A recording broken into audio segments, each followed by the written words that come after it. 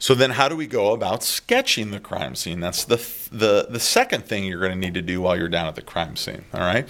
And so what are you going to need? You're going to need a clipboard. You're going to probably need a pencil, and you're going to need the measuring tape. The clipboard I will provide. The measuring tape I will provide. You hopefully can provide a pencil for yourself and your partner. Okay? And what do we want to do? We want to get a rough sketch, okay, of the actual crime scene down. Now let's see how well this looks. I don't know if I've got it. We're going to have to lean it back a little bit. But let's get a look at the board there. It's still a little high. We'll let it go down. I'll just have to draw low. Okay? I was nice enough to make a crime scene for you, okay, that is 10 foot by 10 foot. All right? So what does that mean? That means that the room that we're mimicking, we're in down under the 89 wing, is going to be 10 feet by 10 feet. And it should be tape or duct tape that shows you the actual boundary, okay? Which is pretty easy to see. Hopefully you can see that on the screen. Yeah, for the most part you can, okay? And so what are you going to do? You already know you have a 10 foot by 10 foot square, all right? You want to create a sketch of what you see. So if you found a coffee mug up in this corner, you want to have a general idea of where the coffee mug was. All right, let's say you found a body down here. You want to have a general idea of where the body is. Let's say you found that paperclip holder right here. You want to have a general idea of where the paperclip holder is. Okay?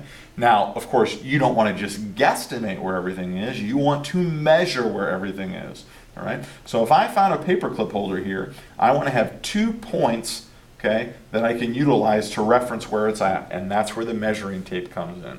So what do I want to do? I want to go from one wall or piece of tape that we're acting as like a wall, and I want to measure from here, dot, dot, dot, dot, dot, dot, dot, dot, dot, dot, dot, to the paperclip holder. And let's say that that's about 2 feet. Perfect. I write that down. Then I measure from here, dot, dot, dot, dot, dot, dot, dot, dot, dot. Let's just say that's about 1.5 feet. Not a big deal, all right? I don't have to be perfectly accurate on that, but I want to have a generalization. I don't want to say this distance is 2 feet and this distance is 20 feet, because that makes absolutely no sense, all right? So 2 feet, 1.5 feet.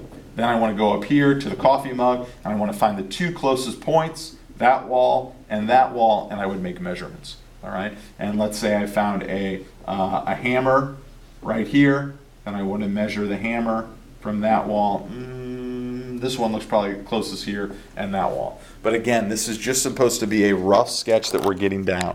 Do you need a ruler that's gonna like have perfectly straight lines and stuff? No. All right, you just want to get everything down. If there's 14 pieces of evidence in this square, then you want to have 14 pieces of evidence in your sketch.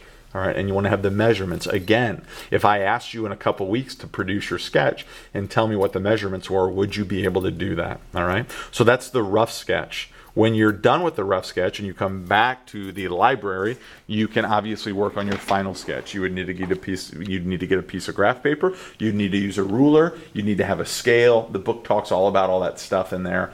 And I'll probably link a video that talks a little bit more about it. And you want to draw a detailed picture of what you saw with measurements and a key for what everything is. So again, if we asked you to produce something in weeks, months, or years, you would be able to do it. All right, and that's something that you and your partner need to do individually.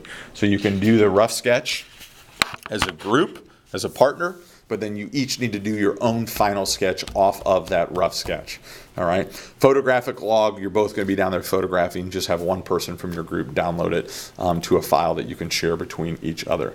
So those are the 2 things you want to do at the crime scene. The one thing you don't want to do at the crime scene is touch anything down there. So you need to be careful as you are working through it. All right, I will also have evidence tags if I can find them, and you want to mark each piece of evidence as you're taking photos of them, and you want to mark each piece of evidence as you are sketching them. Questions? Put it in the comments.